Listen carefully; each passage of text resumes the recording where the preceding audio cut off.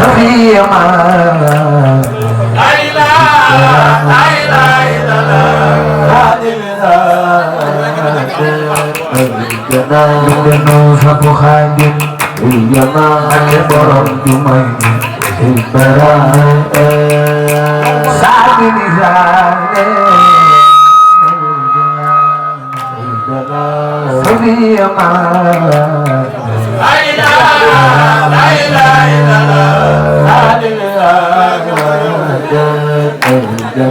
Deno sapu khadim iyama ake borom jumai ibarai sabi nizane sabi nizane sabi ama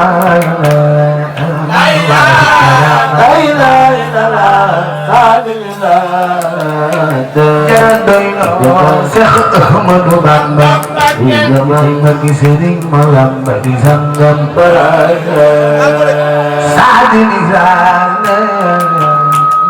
Jalan Sepi amanah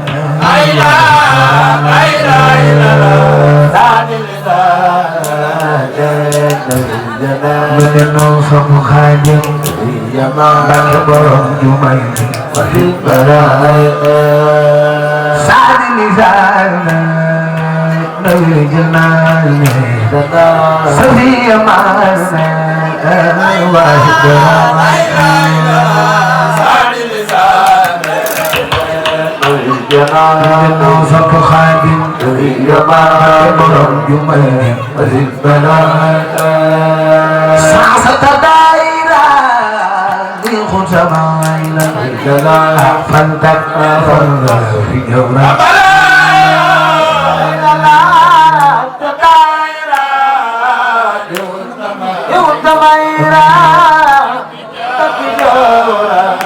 Alaji farlo ba Sa'asata dairah Dilkhun sama ilah Fantak farga Fi jawrah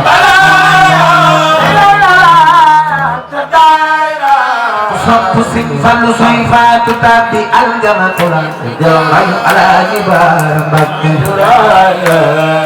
Sa'asata dairah Di khutsamai Fanta fiya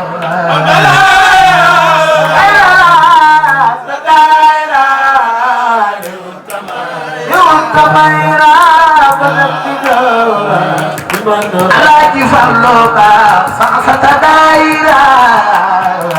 Di khutsamai Fanta fiya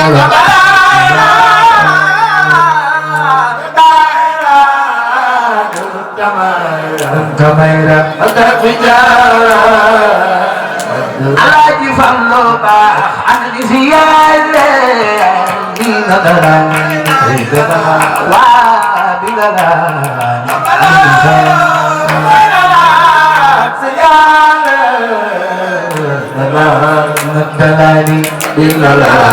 Nadalani Alaji fallo ba Khini itaba Kitaba Wahbal Madam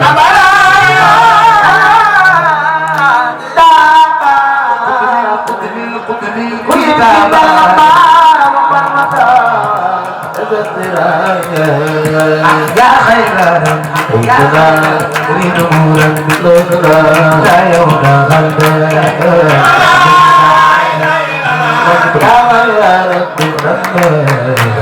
Rabbi Murabbi Kahana Terkena Bahda Hidayah Khairan Murad Murad Ayah putaran Ya Khairan Sing Bamba Jual Fijar Dami Alimah Udah juga Bahda Hidayah Sani Wazan Terkena Alam Mutan Terkena Kuliah Kusur pusing dan jana dia pening salah hormat kesimpan bercitai madal habib wal kabir la yabo mbooloo mi ku jug taxaw ca ko màgg seen Xaadim Jaane yàlla moo paralysé ñun ñëpp jug taxaw ca ko màgg seen لم يكسبها حمد الله وأبدا لن ينسها يا مخليا إلى يساق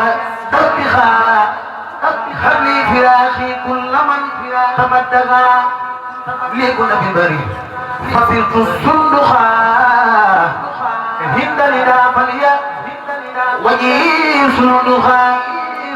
وجي إلي ما أزير من فخا به ورد لي كل داء فانفخا لي ثقلا مسلسا قد أفمخا بأنفي متدرجا وسمخا إليه وجه جوز فدخا وراس كل بنتخا بكرتخا وحق مغلول خريب صرخا اسمع وزير فتنمو صرخا عزم ذا من دائما قد تيخا من دين خدا متيخا أجب من ماذا ليس مثنخا دحاء مغلوم ختيم فنخا عدك عتيد وما وفقها أهدأ يا خير أدل فقها فمن سيف دياري mbokk yi loolu mooy bis bi nga xamante ni mooy bisub Serigne Khadim Diané moom Serigne Dame Diané dégg ngeen Serigne Diassé Diouf njàng mu am solo mi nga xam ne ekkati na ko fii waaye indi loolu leen cérémonie bi ñi gis ngeen njabootu waa Ndiané gépp Serigne ci mboolem ñëpp àndandoo mbokk yi ànd leen di wéy di ànd ak seen bi di Gueweul Mabouba TV incha allah.